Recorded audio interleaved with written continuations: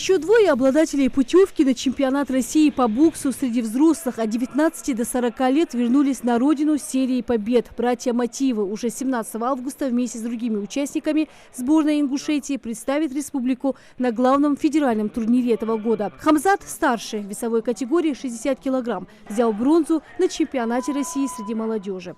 Я уже боксировал с ребятами, которые выступали и в первых, и во вторых, и в третьих боях. И это были всегда реванши, я до этого не проигрывал, и вот все эти бои я выиграл. В полуфинале, к сожалению, не удалось победить соперника. Соперник был достаточно опытный, но я думаю, иншаллах, я сделаю работу над ошибками, и уже ко взрослому чемпионату я буду готов.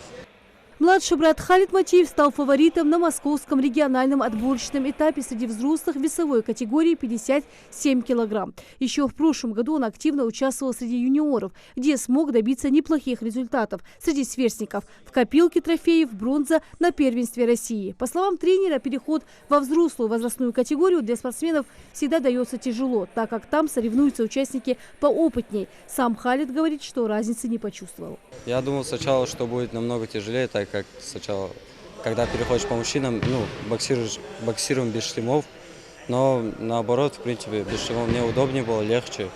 Чемпионат России среди молодежи 19-22 лет, где выступал Хамзат Матиев, собрал около 300 спортсменов со всех регионов страны. За бронзу Хамзат получил 125 тысяч рублей и возможность идти дальше. Халид занял 5-е место. Тренер делится, что боксер допустил ряд ошибок, не справился с эмоциями. Очень сильно влияло, потому что немножко надо характер свой сдерживаться.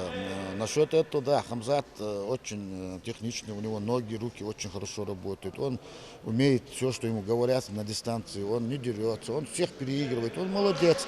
А Халид немножко такой, если он немножко удар пропускает, он сразу начинает злиться. Осознав допущенные ошибки, Халид попытал удачу в московском чемпионате, оправдав свои ожидания. Теперь у обоих братьев 2 месяца на подготовку к чемпионату России, который пройдет в Хабаровске. Хамзат уже на этой неделе отправляется на тренировку в Узбекистан, а Халид со своей сборной в Московскую область. Так как они оба воспитанники клуба «Аздо», тренер будет дистанционно контролировать их подготовку. Всего на чемпионате страны выступит 10 ингушей. 8 из них представят сборную республики. Халид – Москву, Хамзат – Россию.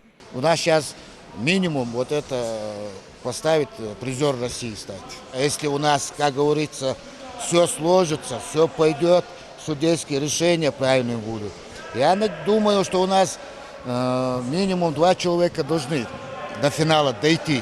Главным фаворитом ингушской сборной станет Мусар Плиев, который отобрался на чемпионат страны, взяв 1-е место на чемпионате «Юность России» и на чемпионате СКФО. От него тренеры ждут только победы, а золото на федеральном турнире, кроме статуса чемпиона, гарантирует спортсменам денежное вознаграждение в 1 миллион рублей.